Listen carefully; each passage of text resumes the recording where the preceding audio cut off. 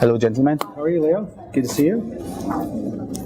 So, Mr. Santorum, can you tell us a little bit about what this opportunity means for you? I've always, Bobby's a missionary, and I've sort of been on a mission my own, I guess, in trying to affect our country and in a positive way to try to rebuild our countries through the great principles and values that made our country the greatest country in the world. And as I said on the campaign trail running for president, we ran on the issue of faith, freedom, and opportunity. And at the core of it is, we are a country that is different than every other country in the history of the world because we are a country that believes in God-given rights. This country is a country that's unique because our rights come from God, and that we see people differently than other cultures and other countries because we see people as imbued with the dignity of being a creature of a loving God. And that is the basis and core of our country. And if we get away from that and we replace God-given rights with government-given rights, that we lose the essence of America. And so I've always been on this mission, if you will, to make sure that we stay true to the American values, which are, at its core, the Judeo-Christian values that built this country. What I found out in politics is that the culture does more to shape American politics than politicians do.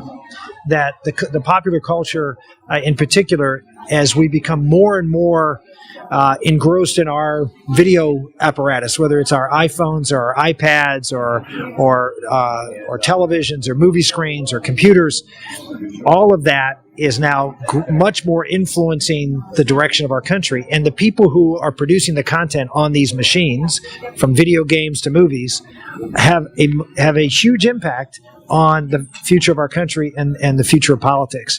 And so I felt like for years, the folks who believed in these first principles of America, these ideas of God and God-given rights in a country blessed by God, abandoned the playing field when it came to producing content. And as video content in particular, becomes more and more important, we've not engaged in that battle and said, we want to compete for these ideas. We want to produce quality content. We want to influence the young people. We want to influence the country instead of trying to protect our kids from the bad stuff that's out there.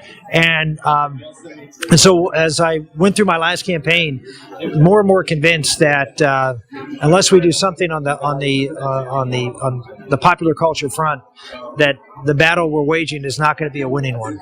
And so when I had this opportunity come to me through a friend, that this was going to be the first of its kind, fully integrated production and distribution studio that's going to focus on faith and family films, I thought, wow, this could be something that is transformational, and that we can help really take this cottage industry of faith films and turn it into something that can be a powerful, agent of change in our country.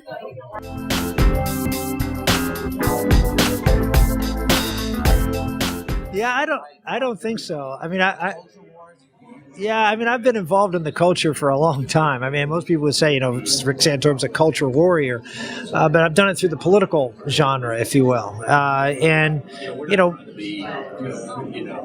Part of politics is entertainment. I mean, there's a little show business in every politician, right? Otherwise, because you're a communicator and you have to communicate, then you have to be able to tell a story, to capture the imagination of people. I mean, that's what President Obama does very, very well. President Reagan, was an actor. He came the other way. He went from the stage and screen to why? Because there's a lot of shared skills between the two.